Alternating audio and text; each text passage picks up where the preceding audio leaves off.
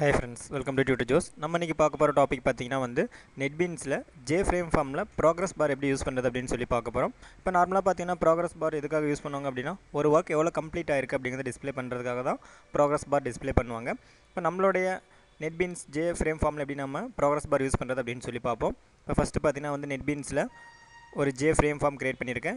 tutor அப்படிங்கற name கொடுத்து create பண்ணியிருக்கேன். இப்போ இந்த ஃபார்ம்ல ஃபர்ஸ்ட் பாத்தீங்கன்னா வந்து நான் ஒரு progress bar இன்சர்ட் பண்ணிக்கிறேன். ரைட் சைடு பாத்தீங்கன்னா நமக்கு ஸ்விங் கண்ட்ரோல்ஸ் இருக்கும். இப்போ இந்த ஸ்விங் கண்ட்ரோல்ஸ்ல பாத்தீங்கன்னா progress bar இருக்கு. ஜஸ்ட் இத கிளிக் பண்ணி நம்மளுடைய ஃபார்ம்ல நான் இன்சர்ட் பண்ணிக்கிறேன். இப்போ இந்த progress bar நம்ம வந்து ஹரிசாண்டலாவும் டிஸ்ப்ளே பண்ண முடியும். அதே மாதிரி வெர்டிகலாவும் டிஸ்ப்ளே பண்ண முடியும். progress bar செலக்ட் பண்ணிட்டு ரைட் சைடுல வந்து நமக்கு ப்ராப்பர்ட்டி ஷீட் இருக்கும். இந்த ப்ராப்பர்ட்டிஸ்ல ஓரியன்டேஷன் இருக்கு பாத்தீங்களா, இந்த ஓரியன்டேஷன்ல வந்து 0 அப்படிங்கறது கொடுத்தா நமக்கு ஹரிசாண்டலா டிஸ்ப்ளே ஆகும். இதிலே 1 அப்படிங்கறது கொடுத்தா வெர்டிகலா டிஸ்ப்ளே ஆகும். நெக்ஸ்ட் பாத்தீங்கன்னா வந்து இதனுடைய மினிமம் வேல்யூ அதே மாதிரி மேக்ஸிமம் வேல்யூ. இதுல வந்து நம்ம மினிமம் அண்ட் மேக்ஸிமம் வேல்யூ கொடுத்துட்டோம் அப்படினா இப்போ நம்ம கொடுக்கிற வேல்யூ அந்த processல எவ்வளவு இருக்கு அப்படிங்கறத அது டிஸ்ப்ளே பண்ணிடும். இப்போ எக்ஸாம்பிள் பாத்தீங்கன்னா வந்து நான் 0 கொடுத்திருக்கேன், மேக்ஸிமம் பாத்தீங்கன்னா 100 கொடுத்திருக்கேன். இப்போ நமக்கு 50 வேல்யூ டிஸ்ப்ளே பண்ணனும் அப்படினா அந்த progress barல பாத்தீங்கன்னா நமக்கு பாதி கம்ப்ளீட் ஆகி டிஸ்ப்ளே ஆகும். இதே மாதிரி 75 அப்படினு கொடுத்தோம் அப்படினா இந்த progress bar பாத்தீங்கன்னா வந்து பாதிக்கு மேல fill ஆன மாதிரி டிஸ்ப்ளே ஆகும். இப்போ இத வெச்சு பாத்தீங்கன்னா நம்ம ஒரு சின்ன எக்ஸாம்பிள் பாப்போம். ஒரு ஸ்டூடண்ட் உடைய 3 மார்க்ஸ் நம்ம எப்படி ஒரு கிராஃப் மாதிரி டிஸ்ப்ளே பண்றது அப்படினு சொல்லி பாப்போம். இப்போ நம்மளுடைய டேட்டாபேஸ்ல பாத்தீங்கன்னா வந்து டேட்டாஸ் அப்படிங்கற டேட்டாபேஸ்ல இருக்க ஸ்டூடண்ட் அப்படிங்கற டேபிள்ல இருக்க ஒரு ஸ்டூடண்ட் உடைய இந்த 3 மார்க்ஸ் எப்படி நம்ம ஒரு கிராஃப் மாதிரி நம்மளுடைய JFrame ஃபார்ம்ல இந்த progress bar யூஸ் பண்ணி டிஸ்ப்ளே பண்றது அப்படினு சொல்லி பாப்போம். இப்போ அதுக்காக பாத்தீங்கன்னா வந்து ஒரு 3 progress bar இந்த இடத்துல இன்சர்ட் பண்ணிக்கிறேன். நெக்ஸ்ட் இன்னொரு progress bar கொடுத்துக்கிறேன். இப்போ இந்த progress barஐ நான் வந்து வெர்டிகலா டிஸ்ப்ளே பண்ணிக்கிறேன். ஓரியன்டேஷன்ல 1 அப்படிங்கறது கொடுத்துக்கிறேன்.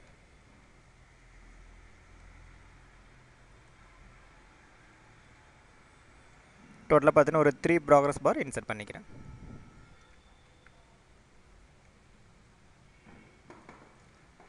இப்போ ஒரு progress bar கீழ பாத்தீங்கன்னா வந்து ஒரு லேபிள் கொடுத்துக்கிறேன்.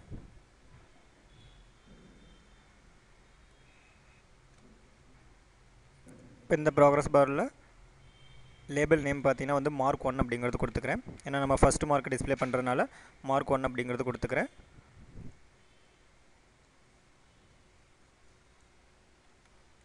நெக்ஸ்ட் mark 2 அப்படிங்கறது கொடுத்துக்கிறேன். அடுத்து mark 3 அப்படிங்கறது கொடுத்துக்கிறேன்.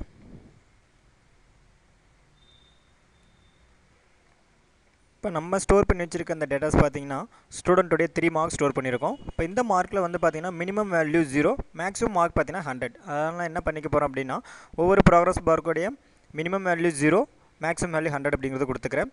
இப்போ டோட்டலா 3 லியுமே பாத்தீங்கன்னா வந்து மினிமம் 0, மேக்ஸிமம் பாத்தீங்கன்னா 100. இப்போ இந்த progress barல நமக்கு வந்து பாத்தீங்கன்னா வேல்யூ ஃபில் ஆகணும் அப்படினா அதுல ஜஸ்ட் ஒரு ப்ராப்பர்ட்டி இருக்கு, வேல்யூ அப்படிங்கற ப்ராப்பர்ட்டி. இதனால எக்ஸாம்பிள் 50 அப்படிங்கறத நான் ஃபில் கொடுத்திருக்கேன் தேர்ட் progress barல. இப்போ நமக்கு பாத்தீங்கன்னா வந்து இது 50% ஃபில் ஆயிருக்கும். இப்போ இந்த மாதிரி பாத்தீங்கன்னா நம்ம வேல்யூஸ் என்ன பண்ண போறோம் அப்படினா நம்மளுடைய டேட்டாபேஸ் டேபிள்ல இருக்க அந்த ஸ்டூடண்டோட வேல்யூ எடுத்து வந்து இந்த progress barல எப்படி டிஸ்ப்ளே பண்றது அப்படினு சொல்லி பாப்போம். ஃபர்ஸ்ட் இந்த வேல்யூ நான் 0 கொடுத்துறேன். இத பத்தி நம்ம டைனமிக்கா ஃபில் பண்ண போறோம்.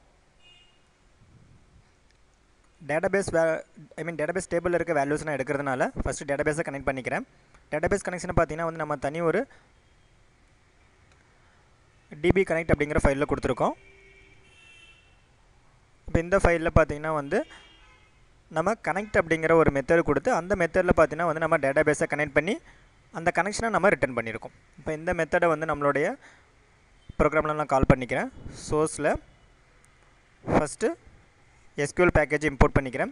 import java.sql பேக்கேஜ்ல இருக்க எல்லா ஃபங்க்ஷனுமே நான் வந்து எல்லா கிளாसेसமே நான் வந்து இம்போர்ட் பண்ணிக்கிறேன்.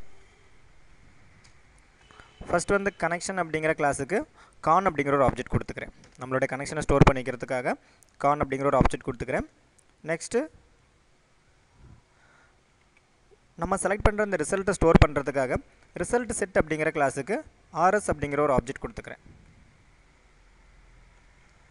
அடுத்து query prepare பண்றதுக்காக prepare statement அப்படிங்கற கிளாஸ்க்கு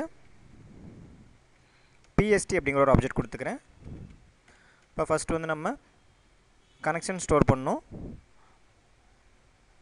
இப்போ நம்மளுடைய இந்த கனெக்ஷன் அப்படிங்கற அந்த மெத்தட் பாத்தீங்கன்னா வந்து db connect அப்படிங்கற கிளாஸ்ல இருக்கு. இப்போ இதுக்காக நான் என்ன பண்ண போறேன் அப்படினா db கனெக்ட் அப்படிங்கிற கிளாஸுக்கு ஒரு ஆப்ஜெக்ட் க்ரியேட் பண்ணிக்கிறேன். டிபி கனெக்ட் டிபி அப்படிங்கிற ஆப்ஜெக்ட் கொடுத்துக்கிறேன். ஈக்குவல் இன்ஸ்டன்ட் க்ரியேட் பண்ணிக்கிறேன். New DB connect.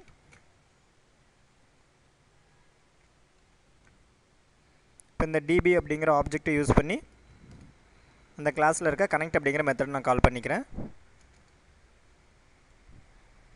DP dot connect. இப்போ இந்த மெத்தட் வந்து நம்மளுக்கு கனெக்ஷனை ரிட்டர்ன் பண்ணும். அந்த கனெக்ஷனை வந்து கான் அப்படிங்கிற ஆப்ஜெக்ட்குள்ளார ஸ்டோர் பண்ணிக்கிறேன். ஓகே ஃப்ரெண்ட்ஸ், இப்போ இதனோட கண்டினியூ பார்த்தீங்கன்னா நம்ம நெக்ஸ்ட் வீடியோவில் பார்ப்போம். இப்போ இந்த மாதிரி உங்களுக்கு டுட்டோரியல் டிசைன் அப்படின்னா www.tutorjuice.com விசிட் பண்ணி பாருங்கள். யூடியூப்ல எங்களோட வீடியோஸை பார்க்கும்போது